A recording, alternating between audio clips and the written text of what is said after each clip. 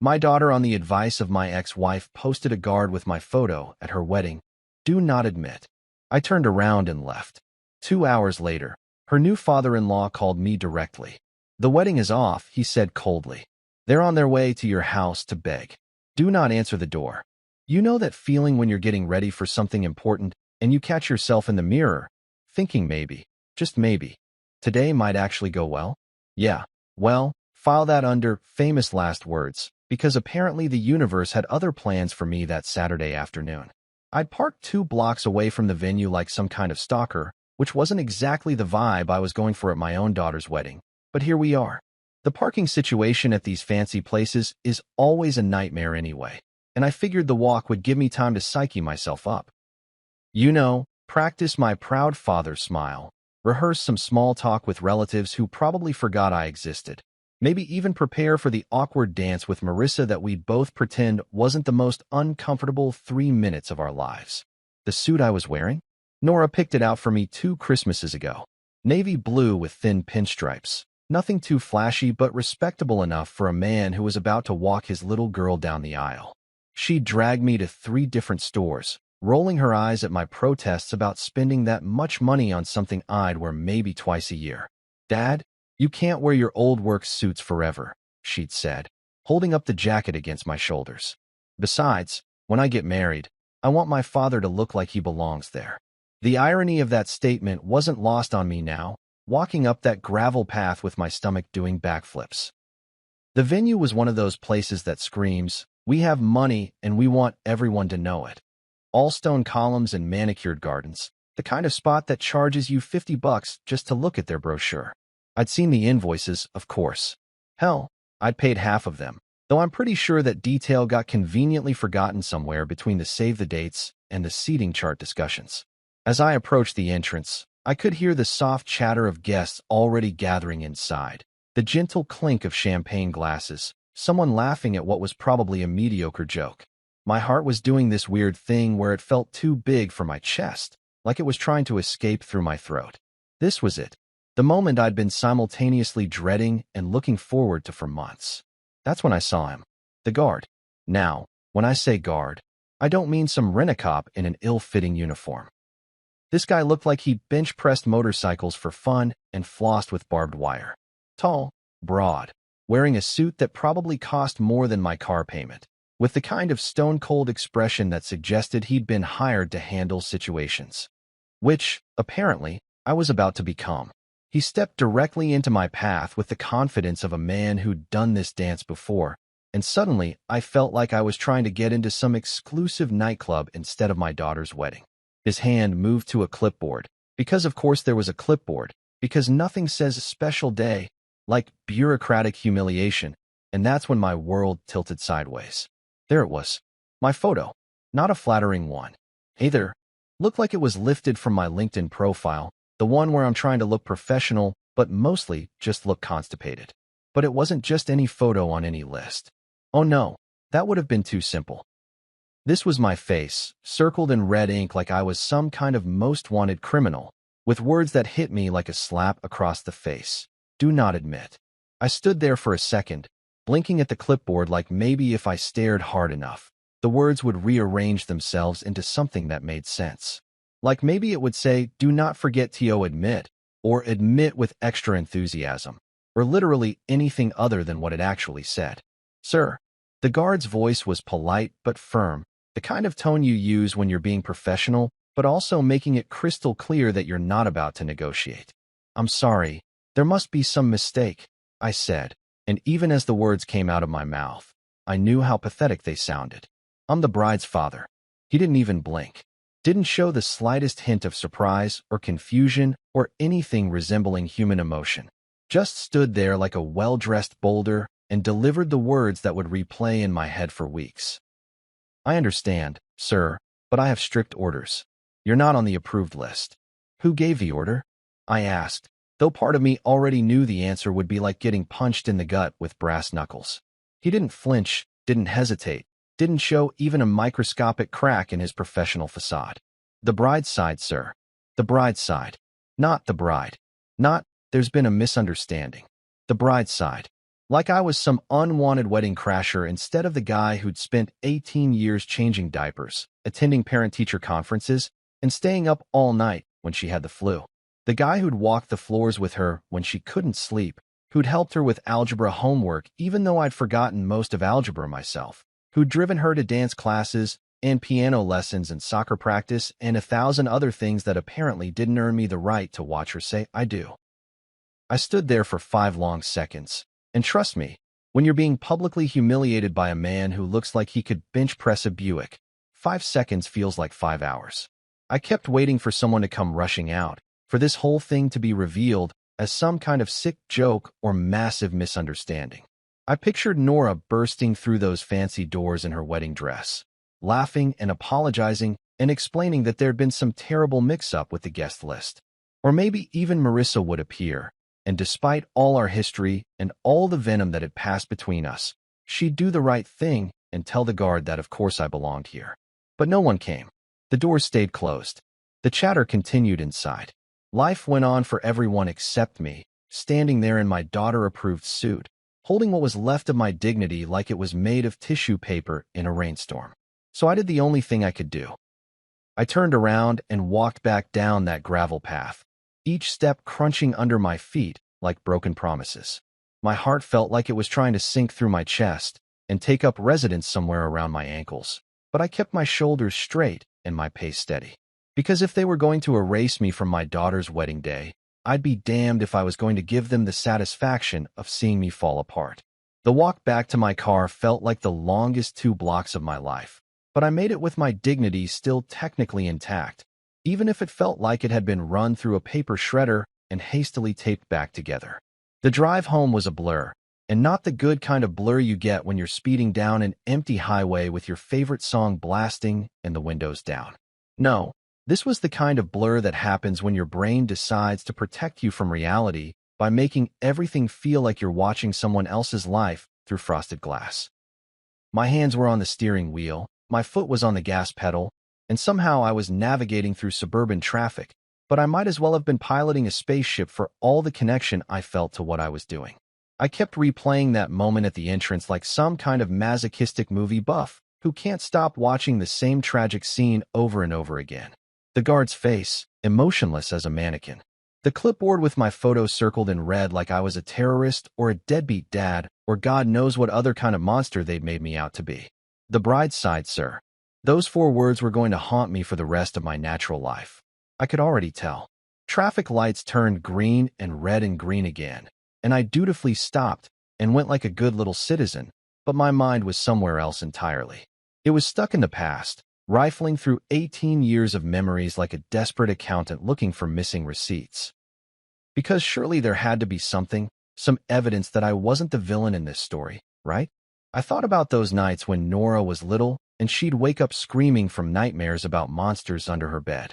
Not once, not fucking once, did I tell her to grow up or deal with it herself or go wake up her mother instead. I'd stumble out of bed at 2 in the morning, sit on her little princess sheets, and we'd have these long conversations about why monsters weren't real and how Daddy would never let anything hurt her. Sometimes we'd end up building blanket forts or reading stories until she fell asleep again, and I'd creep back to my own bed around 4, knowing I had to be up for work in 3 hours, but not caring because that's what fathers do. In college, Jesus Christ, the college applications. You want to talk about a special kind of torture? Try helping a 17-year-old navigate the Byzantine nightmare that is modern higher education admissions while simultaneously trying to figure out how the hell you're going to pay for it all. I spent months researching schools, comparing programs, filling out financial aid forms that required more documentation than applying for citizenship. I wrote recommendation letters from the family perspective when she needed them, drove her to campus visits across 3 different states, and somehow managed to make it seem like we had endless money for application fees when we definitely did not. The therapy bills. Oh, the therapy bills. When Nora's biological father, and I use that term loosely because father implies someone who actually gives a damn about their kid, decided that being a parent was too much work and vanished into whatever hole guys like that crawl into, Nora didn't take it well. Shocking, right?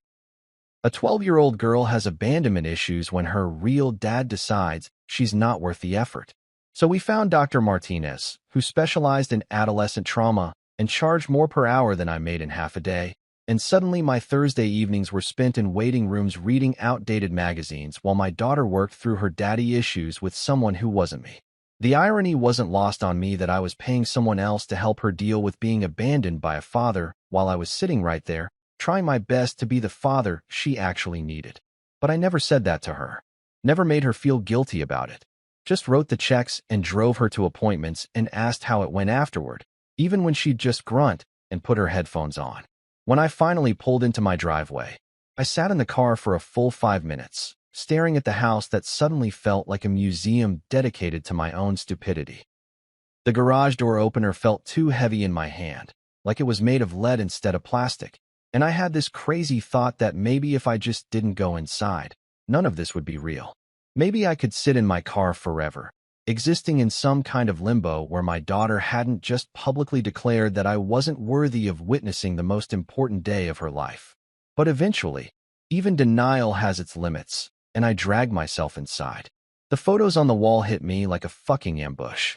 They were everywhere, stuck to the refrigerator with magnets shaped like little apples, framed on side tables, covering half the surface of my desk.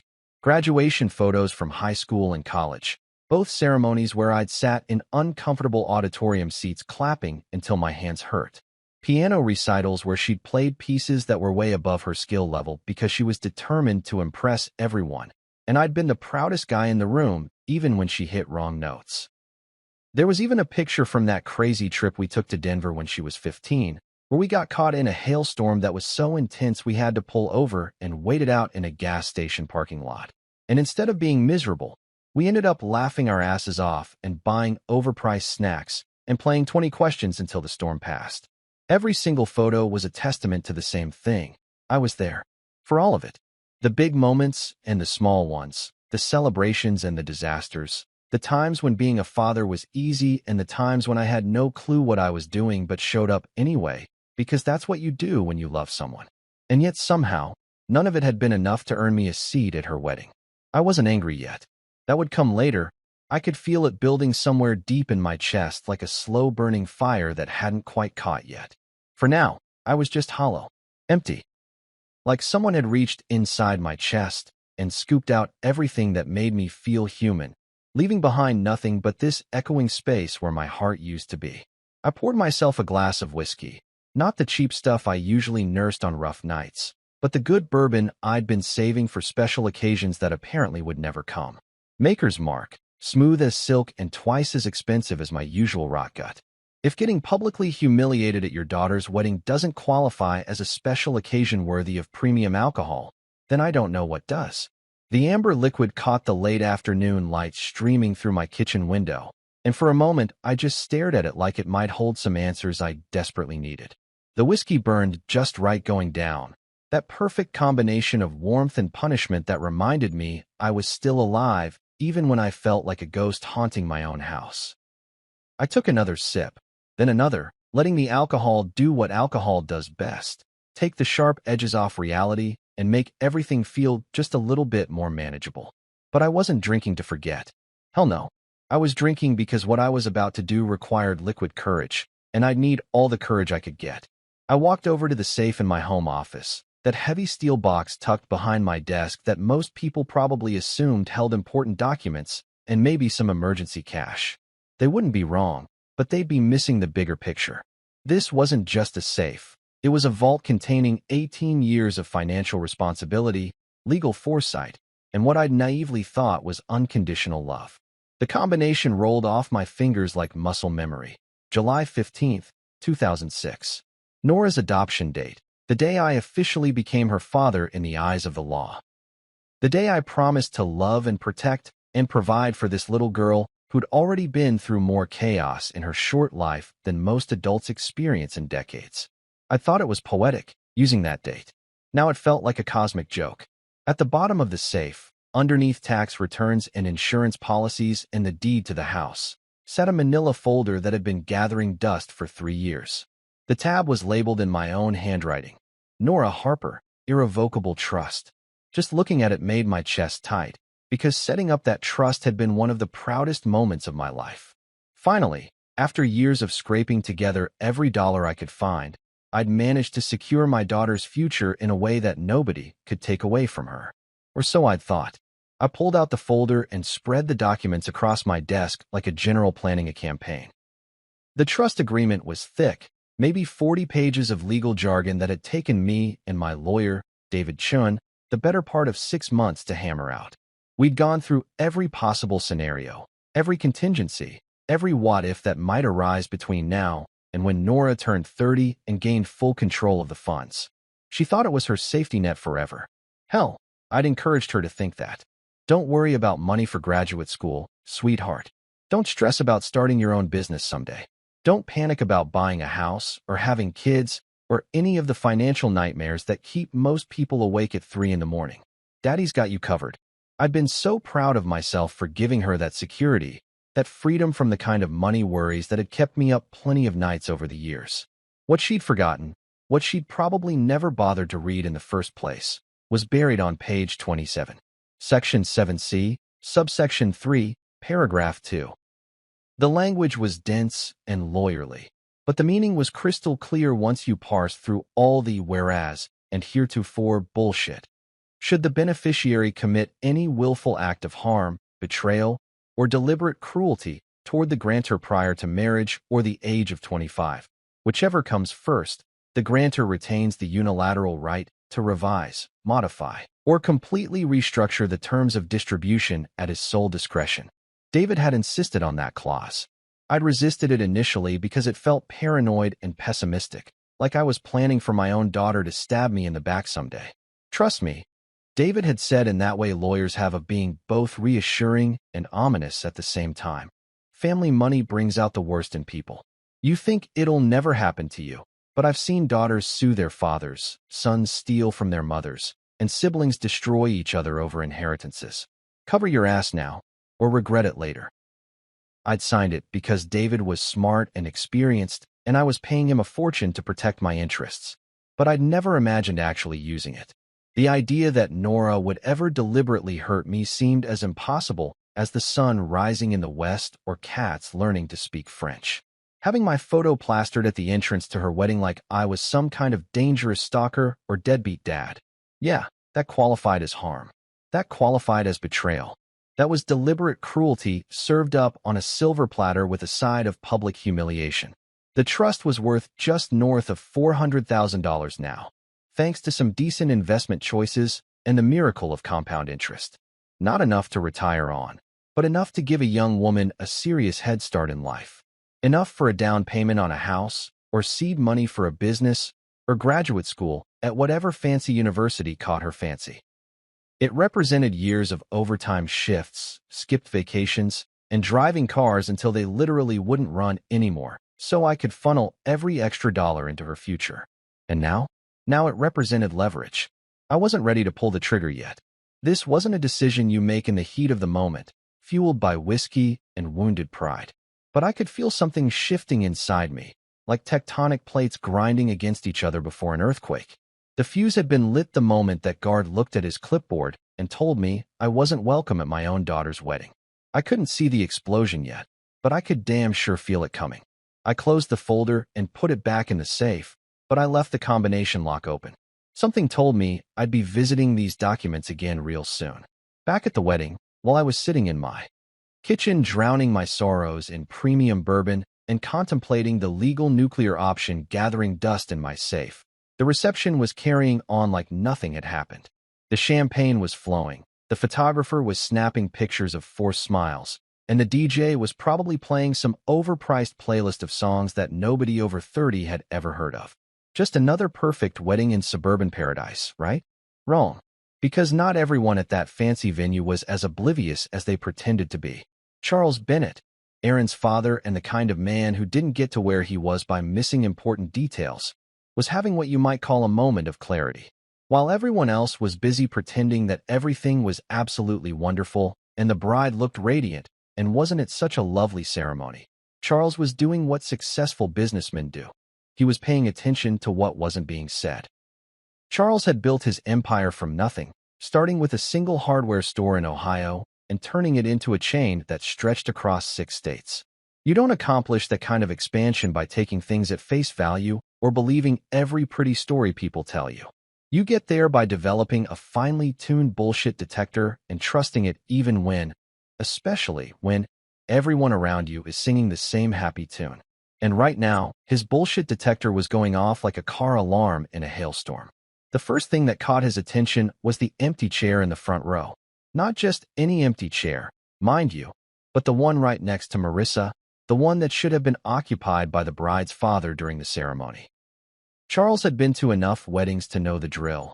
Mother of the bride on one side, father of the bride on the other, both beaming with pride as their little girl promised to love and honor some guy they probably weren't completely sure was good enough for her. But that chair had stayed empty through the entire ceremony. Not running late, empty, or stepped out to take a call empty. Empty. Conspicuously, awkwardly, elephant in the room empty. Charles had asked his wife Linda about it during the cocktail hour, keeping his voice casual and his expression neutral because years of business negotiations had taught him the value of not showing your hand too early. Where's Nora's father? Didn't see him walk her down the aisle. Linda had shrugged and repeated whatever bullshit explanation Marissa had been spreading around. Oh, he couldn't make it. Work emergency or something. You know how it is. But even Linda had looked uncomfortable saying it, like she was reading lines from a script she didn't quite believe. That's when Charles started really paying attention. He noticed the private security guards stationed at various points around the venue. Not the usual rent-a-cops you see at most wedding receptions, but serious professionals who looked like they could handle actual trouble. That wasn't standard for a suburban wedding, especially one where the biggest anticipated drama was usually Aunt Martha having too much wine and starting an argument about politics with the groomsmen. He noticed the way Marissa's face tightened whenever anyone asked about Nora's father, how she'd quickly change the subject or find some urgent reason to check on the catering or the flowers or whatever other wedding crisis needed her immediate attention. He noticed how she kept glancing toward the entrance like she was expecting trouble to walk through the door at any moment. Most tellingly, he noticed how Nora herself seemed distracted and on edge, like someone trying very hard to enjoy their own party, but failing to shake the feeling that something was fundamentally wrong. This wasn't normal bride jitters or the stress of having 200 people watching your every move. This was guilt. Charles had seen that expression plenty of times in boardrooms when someone was trying to sell him on a deal they knew was rotten. By the time the salad course was being served, Charles had had enough. He quietly motioned to his assistant Elaine, a sharp woman in her 40s who'd been handling his more delicate business matters for over a decade. Elaine was the kind of person who could find out what color underwear you wore on your 10th birthday if you gave her 20 minutes and a laptop. I need you to run a background check, he told her, pulling her aside near the coat check area where their conversation wouldn't be overheard. Quietly, discreetly, but thoroughly. On who? Elaine asked, already pulling out her phone. The bride's father. I want to know everything. His name, his occupation, his financial situation, his relationship with Nora, and especially why he's not at his daughter's wedding. Elaine nodded and disappeared, probably to find a quiet corner where she could work her investigative magic without drawing attention. Charles had learned long ago that the best intelligence came from people who knew how to gather information without making it obvious that's what they were doing. Within 2 hours, while guests were still working their way through the overpriced chicken and rubber vegetables that passed for wedding catering, Elaine returned with a preliminary report that made Charles's jaw clench in a way that his business rivals would have recognized as a very bad sign for someone. She handed him a manila folder filled with printouts and photographs, keeping her voice low as she delivered the highlights. His name is Michael Harper, electrical contractor, owns his own business. Adopted Nora when she was 7 after marrying Marissa. Clean credit, no criminal record, active in the community.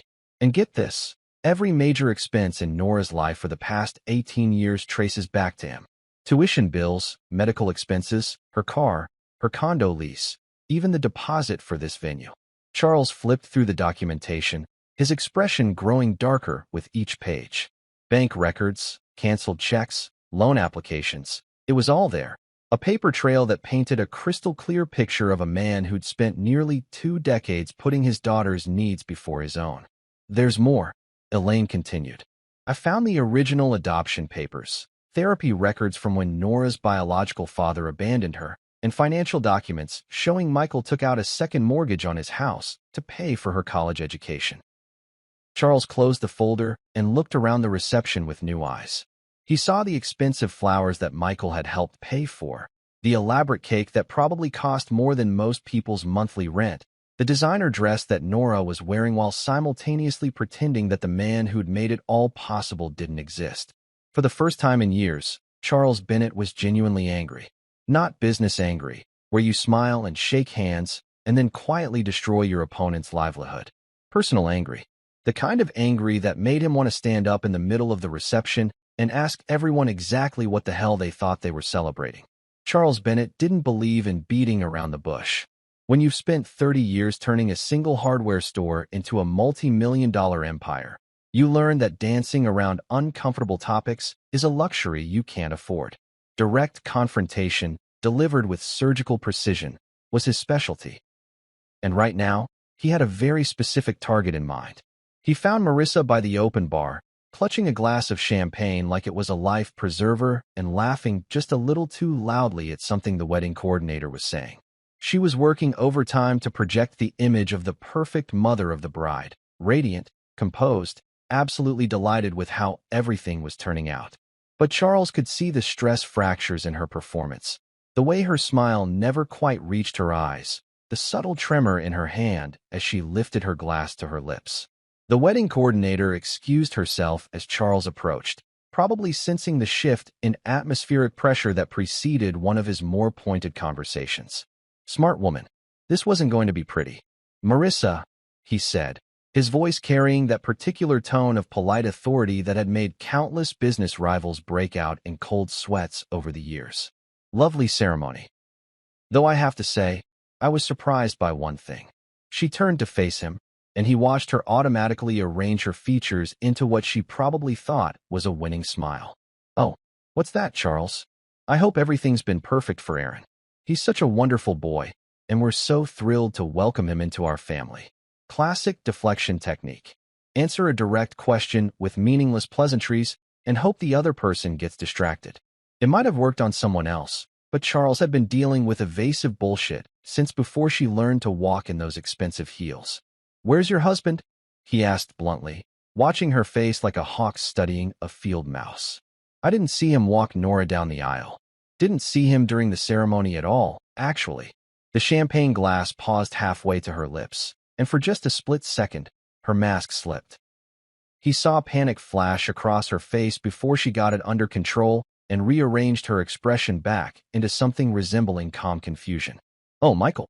She waved her free hand dismissively, like she was shooing away a mildly annoying fly. He couldn't make it. Work emergency, you know how it is.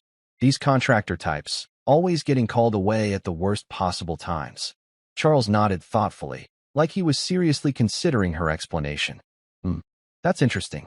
Because according to my information, Michael owns his own electrical contracting business. Has for over 15 years. Which means he's the boss, not the employee. Funny how the boss gets called away from his daughter's wedding for a work emergency, don't you think? The color drained from Marissa's face so fast that Charles briefly worried she might actually faint right there next to the ice sculpture. Her grip tightened on the champagne glass, and he could see her mentally scrambling for a better story. Well, you know, she stammered, sometimes clients have emergencies, and when you own your own business, you have to be available, and Michael is very dedicated to his work, maybe too dedicated sometimes, and... Cut the shit, Marissa. The words landed like a slap. Around them, the reception continued, guests chatting, the band playing some innocuous background music, servers circulating with overpriced hors d'oeuvres. But their little corner of the room suddenly felt like a courtroom where the defendant had just been caught in a lie. She opened her mouth to protest, but Charles held up one hand in a gesture that had silenced boardrooms full of executives. I know exactly who Michael Harper is, he continued, his voice steady and cold as January ice.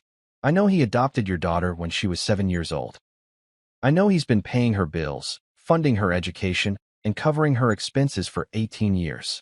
I know he took out a second mortgage on his house to pay for her college. Hell, I know he's the one who put down the deposit for this venue we're standing in right now.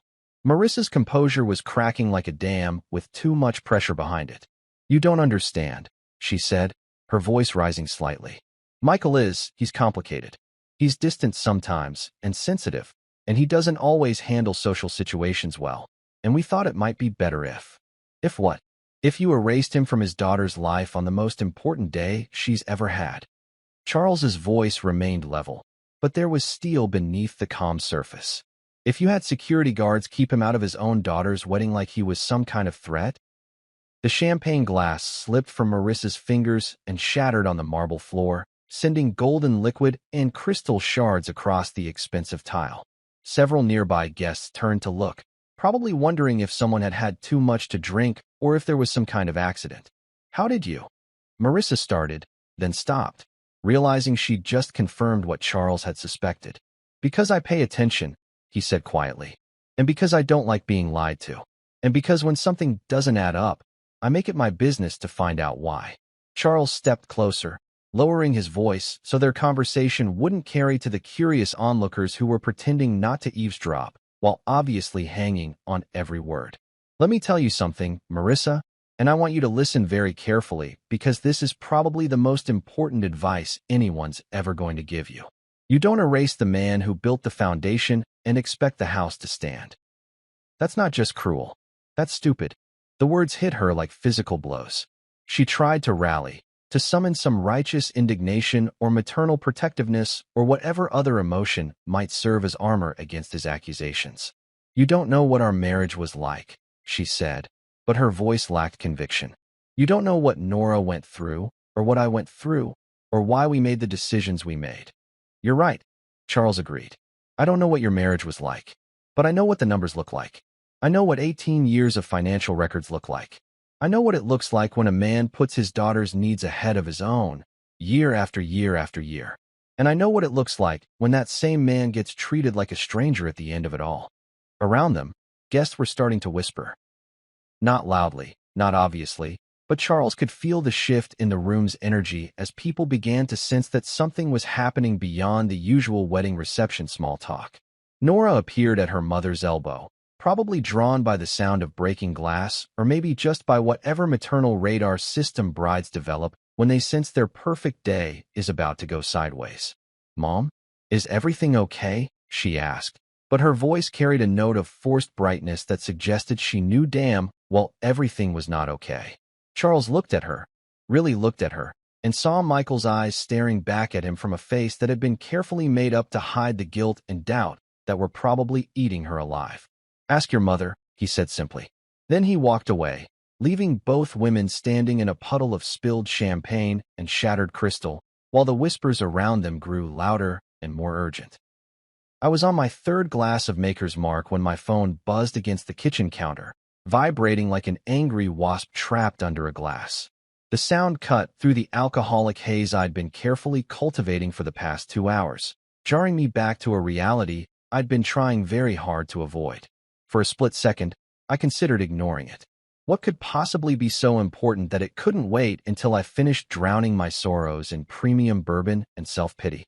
The caller ID showed a number I didn't recognize. Not Nora's cell, not Marissa's, not any of the handful of people who might reasonably be expected to call me on a Saturday evening when I was supposed to be dancing awkwardly at my daughter's wedding reception. My first instinct was to let it go to voicemail. Probably a robocall about my car's extended warranty or some scammer pretending to be from the IRS. The last thing I needed was to deal with some telemarketing bullshit while I was in the middle of having what could generously be called an emotional breakdown. But something made me answer. Maybe it was the whiskey talking, or maybe it was some perverse curiosity about what fresh hell the universe had decided to dump on my head. Either way, I swiped to accept the call and brought the phone to my ear with all the enthusiasm of a man expecting to hear his own death sentence. "Hello. Is this Michael Harper?" The voice on the other end was unfamiliar, but carried the kind of authority that made you sit up straighter even when you were alone in your own kitchen. Deep, measured, with the slight gravel that comes from years of commanding rooms full of people who get paid to listen. "Yeah, that's me. Who's this?" "Charles Bennett. Aaron's father." I nearly dropped the phone. Of all the people I might have expected to call me tonight, the groom's father wasn't even on the list. I'd met him exactly twice.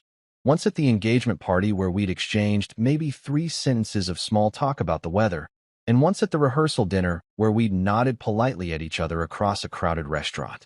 Nice enough guy, I'd thought. Successful businessman type with the kind of handshake that suggested he could crush walnuts with his bare hands if he wanted to. Mr. Bennett, I managed, trying to sound less drunk than I felt. I wasn't expecting. The wedding is off. The words hit me like a physical blow. I sat there in my kitchen, phone pressed to my ear, whiskey glass frozen halfway to my lips, trying to process what I'd just heard. The wedding is off. Not postponed, not delayed, not experiencing technical difficulties. Off. As in done. Finished. Over before the cake had even been cut. I'm sorry, what? I said, because surely I'd misheard him. Surely the combination of alcohol and emotional trauma had scrambled my brain to the point where I was hearing things that couldn't possibly be real. You heard me correctly, Charles said, and his voice carried the kind of cold steel that I imagined he used when firing executives or shutting down underperforming divisions. The wedding is off. Finished. Done. I set down my whiskey glass with hands that were suddenly shaking. I don't understand. What happened? Is Nora okay? Is Aaron? Your daughter and my son are fine, physically speaking, Charles interrupted. But no, Mr. Harper, I would not say that anyone involved in this clusterfuck is actually okay. The profanity caught me off guard. Charles Bennett had struck me as the type of man who expressed displeasure through raised eyebrows and pointed silences, not four-letter words. If he was dropping F-bombs, something serious had gone down at that reception. What the hell happened? I asked, abandoning any pretense of sobriety or composure. 2 hours ago they were saying I do, and now. 2 hours ago I discovered that my son just married into a family of liars, Charles said, and I could hear something that might have been disgust in his voice. 2 hours ago I found out that the bride's father, that would be you, Mr. Harper, was banned from his own daughter's wedding like some kind of criminal. 2 hours ago, I learned that every major expense in that girl's life has been paid for by a man who wasn't even allowed to watch her get married. The kitchen started spinning slightly, and I wasn't sure if it was the bourbon or the shock of hearing someone else, a complete stranger, no less, acknowledge the insanity of what had happened to me today. You know about that? I asked weakly. I know about all of it, Charles said. The adoption papers, the college tuition, the second mortgage you took out to pay for her education, the therapy bills when her biological father abandoned her. I know about the car you bought her, the condo you're still helping her pay for, and the 5-figure deposit you put down for today's venue. I know. Everything, Mr. Harper, because unlike some people, I believe in doing my homework before I let my family get involved with yours. I was quiet for a long moment, trying to absorb the fact that this man, who barely knew me, who had no reason to care about my situation, had apparently conducted a full investigation into my life in the span of a single wedding reception. Why? I finally asked. Why would you do that? Because something didn't add up, Charles said simply. Because when the numbers don't match the story, smart people start asking questions. And because I didn't build my business by ignoring red flags when they're waving right in front of my face. Another pause, and then he continued, his voice taking on an edge that made me glad I wasn't on the receiving end of his anger. But mostly, Mr. Harper, because I've got 2 eyes in my head and a functioning moral compass, and I don't like watching good men get treated like garbage by people who should know better. I didn't know what to say to that. Part of me wanted to thank him. Part of me wanted to ask what exactly had transpired at the reception after I'd left, and part of me just wanted to hang up and pretend this entire day had been some kind of nightmare I'd eventually wake up from. They're on their way to your house, Charles said, his voice cutting through my mental paralysis like a knife through butter. Right now? All of them. Nora, Marissa, probably Aaron too, though God knows that boy doesn't have the spine to tell his new wife no about anything. My blood ran cold. What are you talking about? They're coming to beg, Charles said flatly. To grovel. To apologize, to try to convince you that this was all some terrible misunderstanding that can be fixed with enough tears and pretty words. The idea of facing them right now, with whiskey on my breath and 18 years of suppressed resentment bubbling just below the surface, seemed like a recipe for disaster. Mr. Bennett, I started, but he cut me off. Do not answer the door, he said, and there was no room for argument in his voice. Do not let them in. Do not listen to their explanations, or their excuses, or their promises that things will be different. This is an apology, Mr. Harper. This is salvage. They're trying to save face, not make amends. The line went quiet except for the sound of my own breathing, shallow and fast like I'd just run a marathon. Then Charles spoke again, and his words hit me like a punch to the gut. They made their choice today. Now you get to make yours. The line went dead, leaving me alone in my kitchen with the dial tone buzzing in my ear and the weight of his words settling on my shoulders like a lead blanket. Back at the reception, the atmosphere had shifted from awkward whispers to full-blown chaos faster than you could say, wedding crasher. What had started as Charles Bennett's surgical confrontation with Marissa had metastasized into something that would probably become family legend, the kind of story people would still be talking about at Thanksgiving dinners 20 years from now, assuming there were any more family dinners in this particular gene pool's future. The guests were trying to maintain their composure, but you could see the cracks forming. Conversations had become stilted and strange, with people shooting glances toward the head table where Nora sat looking like she'd rather be literally anywhere else on earth. The band was still playing, but even they seemed to sense that something had gone seriously sideways. The saxophone player kept missing notes, and the drummer looked like he was wondering if he should start packing up his kit. That's when Evan Delaney made his entrance. Now, if you've never seen a lawyer arrive uninvited at a wedding reception, let me paint you a picture. It's not subtle. Evan was the kind of attorney who wore his profession like armor. Expensive suit that probably cost more than most people's cars, briefcase that looked like it could withstand a nuclear blast, and the kind of confident stride that suggested he owned whatever room he happened to be walking through at any given moment. He wasn't some ambulance chaser or strip mall legal eagle either. Evan Delaney was what you might call a specialist, the kind of guy wealthy people called when they needed problems to disappear quietly and permanently. Trust and estate law was his bread and butter, but he'd been known to handle more creative legal situations when the price was right and the client was interesting enough.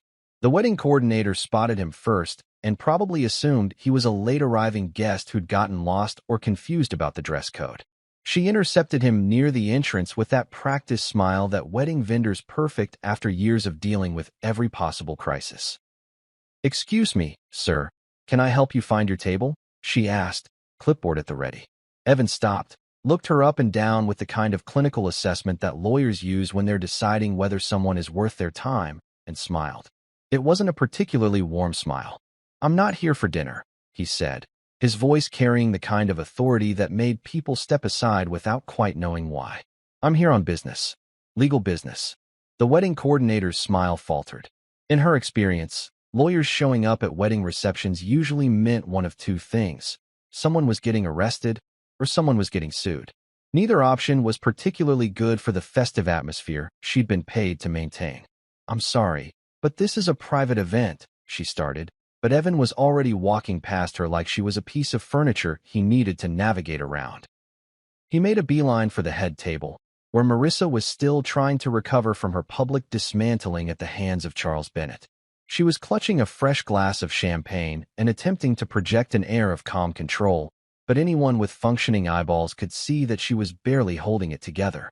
Nora was sitting beside her, still in her wedding dress, but looking increasingly like someone who was beginning to realize that her perfect day had turned into a complete disaster.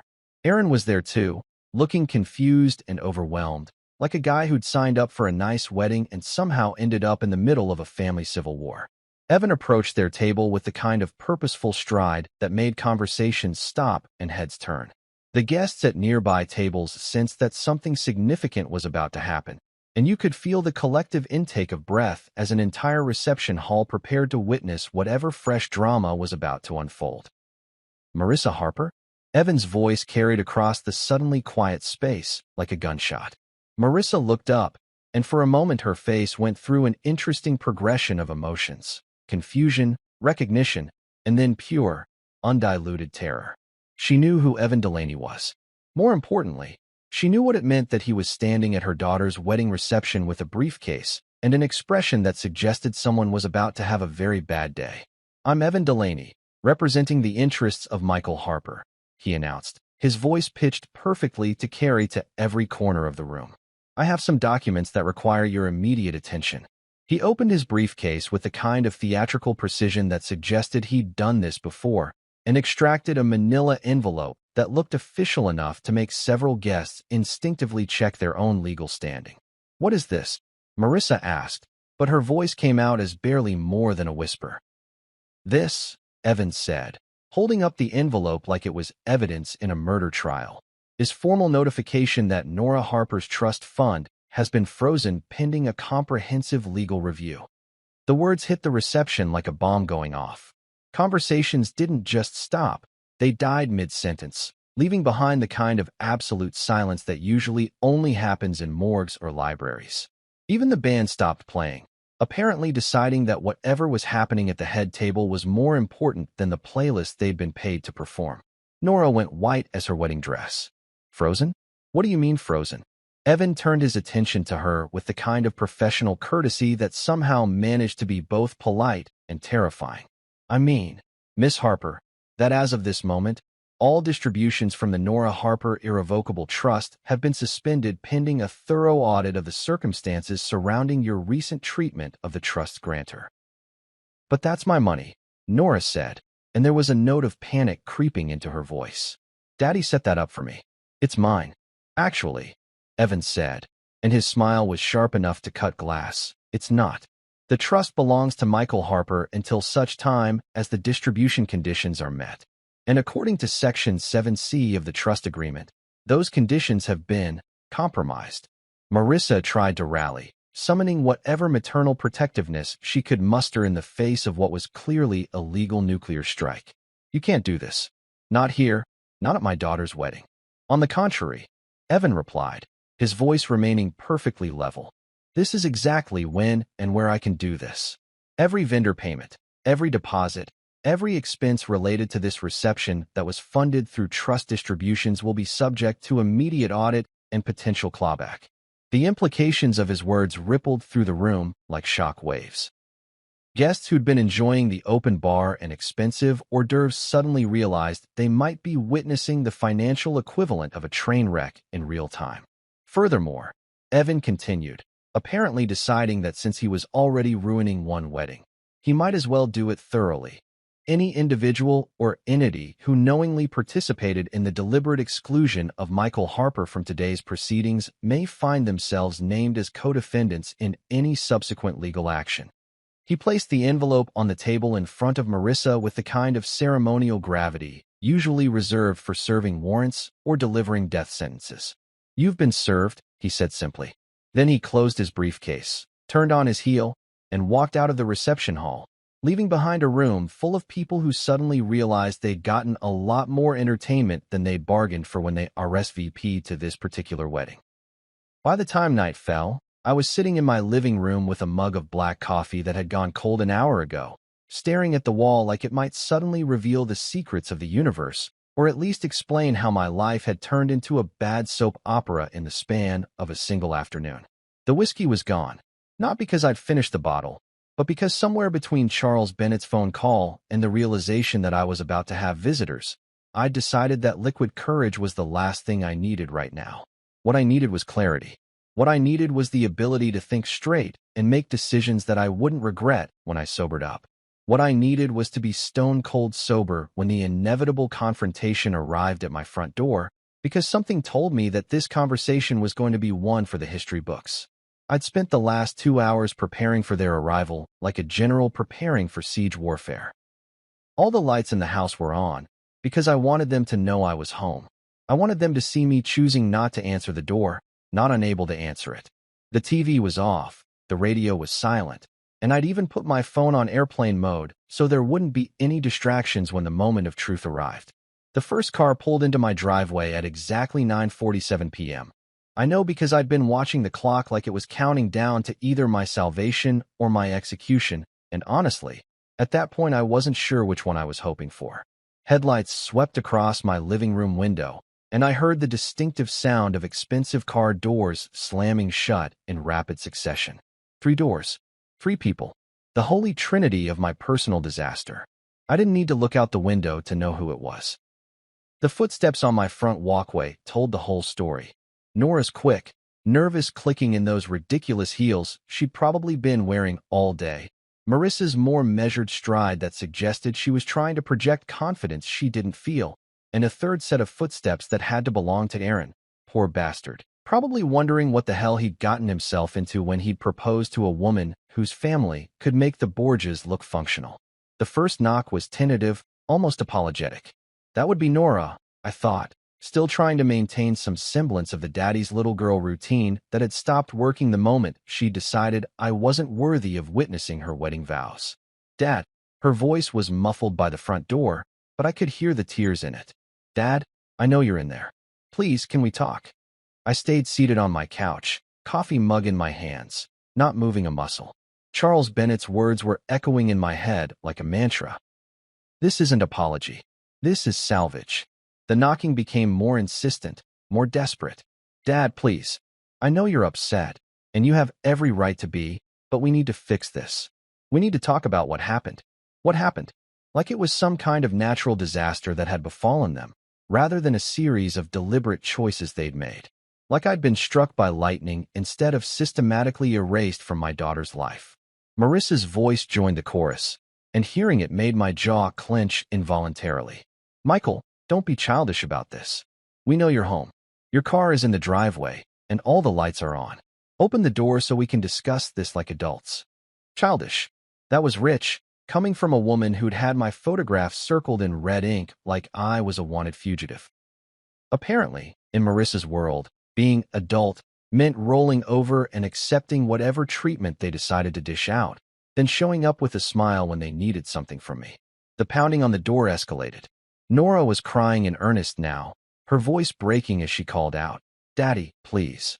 I didn't know. I swear to God, I didn't know they were going to keep you out. Mom said you didn't want to come, that you were uncomfortable with big events, and I believed her. I'm so sorry. Please, just let me explain. That almost got me. Almost. The daddy instead of dad. The tremor in her voice, the desperate edge that reminded me of the little girl who used to crawl into my bed during thunderstorms. For a split second, I felt my resolve wavering, felt the pull of 18 years of paternal instinct urging me to get up and comfort her. But then I remembered the guard with his clipboard. I remembered standing on that gravel path in the suit she'd picked out for me, watching other families celebrate while I was treated like a threat to public safety. I remembered the empty chair at the front of the ceremony where I should have been sitting, and the hollow feeling in my chest when I'd realized that all my years of sacrifice hadn't earned me even the basic courtesy of a wedding invitation. My phone buzzed. Apparently airplane mode wasn't as thorough as I'd thought, and I glanced down to see a text from an unknown number. But I recognized the tone immediately. Charles Bennett. They're there. Do not answer. This isn't apology, it's salvage. The man had perfect timing, I'd give him that. Or maybe he was just experienced enough to know exactly when desperate people would come crawling back, looking to minimize the damage they'd inflicted on themselves.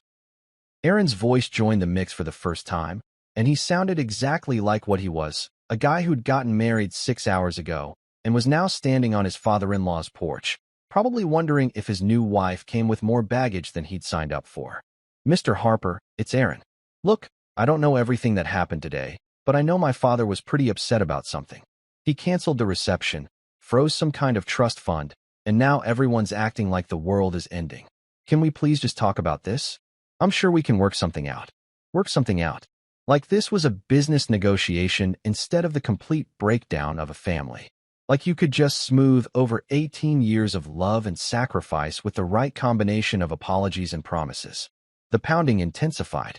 Nora was full-on sobbing now, her fists beating against my front door like she was trying to break it down through sheer desperation.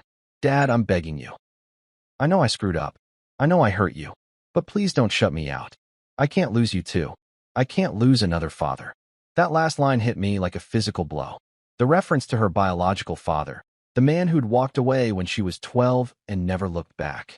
She was using her abandonment issues as ammunition, weaponizing the very trauma I'd spent years helping her heal from. And that's when I knew for certain that Charles Bennett was right. This wasn't about making amends or healing wounds or restoring our relationship. This was about damage control. They weren't here because they'd suddenly realized how much I meant to them. They were here because freezing the trust fund had real-world consequences that extended far beyond hurt feelings. I set down my coffee mug, walked to the window, and looked out at the scene on my front porch. Nora in her ruined wedding dress, mascara streaked down her cheeks, looking like something out of a Gothic novel. Marissa in her champagne-colored mother-of-the-bride outfit, her face a mask of barely controlled panic. And Aaron, poor Aaron, standing awkwardly behind them like he was wondering if it was too late to get an annulment. They looked exactly like what they were. People who'd made a series of catastrophically bad decisions and were now dealing with the consequences. The only difference was that for once, I wasn't going to be the one to save them from themselves. My phone buzzed again. Another text from Charles. Remember, they made their choice today. Now you get to make yours. I looked at my daughter crying on my doorstep, and for the first time in 18 years, I chose myself. The next morning arrived with the kind of cruel brightness that seems specifically designed to mock people who've had their lives implode the day before. Sunlight streamed through my kitchen window like nothing had changed, like it was just another ordinary Sunday morning instead of the aftermath of what would probably go down as the most spectacular family meltdown in suburban history. I'd barely slept. Every time I'd started to drift off, I'd hear phantom knocking at my door, phantom voices calling my name through the walls. They'd finally given up around midnight. I'd watch from my bedroom window as their car pulled out of my driveway, taillights disappearing into the darkness like the last remnants of whatever relationship we'd once had. But even after they'd left, sleep had been elusive. I'd spent most of the night sitting at my kitchen table, drinking coffee that was too strong and staring at the envelope I'd prepared hours earlier. It wasn't much, just a small white envelope with Nora written across the front in my own handwriting. No return address, no stamp, nothing fancy or dramatic. But what was inside had taken me 3 tries to get right, and even then, I wasn't sure it captured everything I needed to say. By 6 a.m., I'd given up on sleep entirely. I'd showered, shaved, and put on my most comfortable clothes, jeans and an old flannel shirt that had seen better decades but felt like armor against whatever fresh hell the day might bring. Then I'd sat back down at that kitchen table and stared at the envelope some more, wondering if what I was about to do was noble or petty or just plain stupid. The photo inside was one I'd kept in my wallet for years, creased and faded from being folded and unfolded countless times. It showed Nora at 6 years old, asleep on my chest after her kindergarten play, where she played a flower in some production that was probably supposed to be cute, but mostly just involved 20 kids in costumes that looked like they'd been assembled by blind people using safety scissors and construction paper. She'd been so proud of that flower costume, had insisted on wearing it home even though it was made of tissue paper and cardboard, and was already falling apart by the time the curtain came down. The green face paint, which was supposed to represent leaves or stems or something botanical, had smudged during the performance, leaving her looking like a tiny, adorable zombie flower. After the play, we'd gone out for ice cream to celebrate, just the two of us, because Marissa had some work thing she couldn't get out of. Nora had insisted on keeping the costume on throughout dinner, green face paint and all, and she'd been so excited about the whole experience that she'd basically vibrated with enthusiasm until the sugar crash hit her like a freight train on the drive home. I'd carried her inside, still in that ridiculous flower costume, and she'd been so deeply asleep that she hadn't even stirred when I tried to change her into pajamas. So I just pulled a blanket over both of us and let her sleep on my chest while I watched some forgettable movie on TV, her little body rising and falling with my breathing, one tiny hand still clutching a plastic flower that had fallen off her costume. Marissa had found us like that the next morning and taken the photo without waking us up. It was one of the few pictures from those early years where I looked genuinely happy instead of just tired and overwhelmed. One of the few moments captured on film where you could see the pure, uncomplicated love between a father and his daughter before life got messy and complicated and full of the kind of resentments that could turn family members into strangers. I'd written exactly one line on the back of the photo, in the same handwriting that had addressed the envelope. I was never just the man who paid. I was the man who stayed. No signature, no demands, no threats or ultimatums or conditions for reconciliation. Just truth, distilled down to its most essential form. By 7 a.m., I'd made my decision.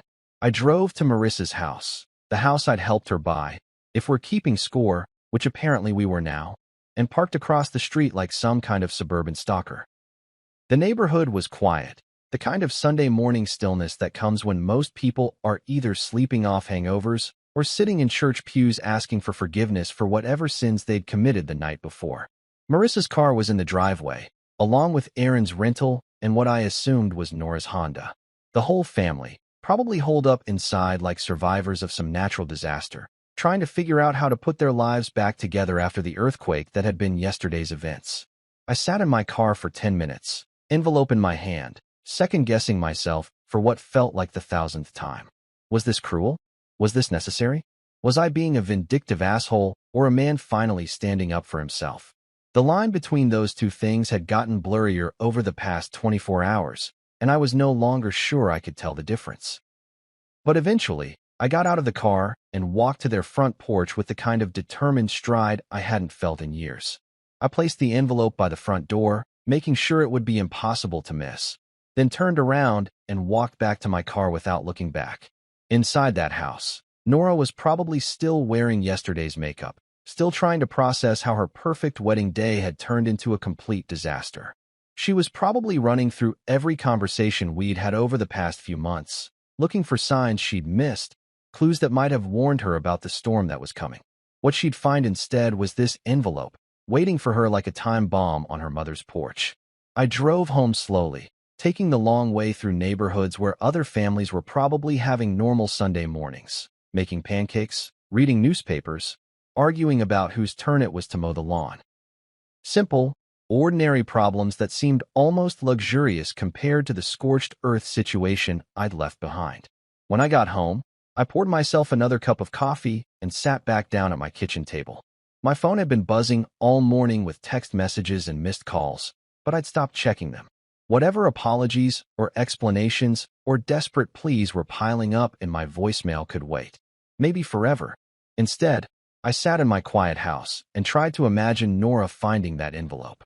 I pictured her picking it up with hands that were probably still shaking from yesterday's events, seeing her name written in my familiar handwriting, opening it with the kind of dread that comes when you know you're about to face consequences you can't avoid. I imagined her looking at that old photograph, remembering that night when she was 6 and I was just dad, before money and marriages and family politics had turned our relationship into something that could be bartered and negotiated and ultimately weaponized. And I imagined her reading those words. I was never just the man who paid. I was the man who stayed. And finally understanding the difference between a father and a bank account, between love and financial obligation, between being wanted and being useful. By the time she collapsed on those front steps, sobbing not for her ruined wedding but for the father she'd discarded like last season's fashion, I was already 3 miles away, driving toward a future that might not include her at all. 3 weeks later, I was sitting at my kitchen table again, that same goddamn table that had become my headquarters for life-altering decisions, with a stack of legal documents spread out in front of me like tarot cards predicting a future I was finally ready to embrace. The trust amendment papers were crisp and official, each page stamped and notarized and loaded with enough legalese to choke a horse, but the basic message was simple enough. Nora Harper was no longer the beneficiary of the trust that had been established in her name. The irony wasn't lost on me that I was making this decision in the same spot where I'd originally signed the trust documents 18 years ago, back when Nora was 7 years old, and I was a naive idiot who thought love and sacrifice were investments that would pay dividends in loyalty and gratitude. Back then, I'd been so proud of myself for thinking ahead, for securing her future, for being the kind of father who planned for contingencies and made sure his daughter would never have to worry about money the way I had growing up. What a fucking joke that it turned out to be. The new beneficiary wasn't another person. I'd learned my lesson about putting my faith in individuals who could disappoint me. Instead, the $427,000 that had accumulated over the years would be going to something I'd decided to call the Stay Project, a foundation I was establishing for fathers who'd given everything and been erased from their children's lives in return. The name had come to me during one of my many sleepless nights over the past 3 weeks, as I'd lain in bed thinking about all the men like me who were probably out there right now, sitting in their own kitchens, wondering what the hell had gone wrong. The fathers who'd stayed when it would have been easier to leave, who'd paid the bills and attended the recitals and cleaned up the messes, only to discover that their years of dedication could be dismissed with a clipboard and a photograph circled in red ink. The Stay Project would provide legal assistance for fathers dealing with parental alienation, financial support for men who'd been systematically erased from their children's lives, and counseling services for guys like me who needed help processing the fact that being a good father apparently wasn't enough to guarantee being treated like one. I'd spent 2 weeks working with Evan Delaney to set up the foundation's legal structure, and I had to admit, the man was thorough. The paperwork establishing the Stay Project was thicker than my mortgage documents and twice as complicated, but it was ironclad. Once I signed these papers, there would be no going back, no possibility of changing my mind in a moment of weakness or sentimentality. Nora had tried calling me exactly 17 times over the past 3 weeks. Yes, I'd counted, because apparently I was the kind of petty asshole who kept track of such things now. I'd listened to exactly 0 of those voicemails. Marissa had also called, though less frequently, probably because she'd figured out that groveling wasn't going to work and was already moving on to whatever Plan B looked like in her world. The funny thing was, I wasn't bitter anymore. That surprised me more than anything else that had happened since this whole shit show began. I'd expected to be consumed with rage, to spend my days plotting elaborate revenge scenarios or fantasizing about all the ways I could make them pay for what they'd done to me. Instead, I felt something I hadn't experienced in years: peace. Not happiness exactly. I wasn't throwing parties or celebrating my newfound freedom from family obligations. But there was a calmness to my days now, a sense of clarity that I'd forgotten was possible. I woke up in the morning without immediately wondering what crisis I'd need to solve, or what bill I'd need to pay, or what family drama I'd need to navigate. For the first time in 2 decades, my life belonged entirely to me. The house felt different too.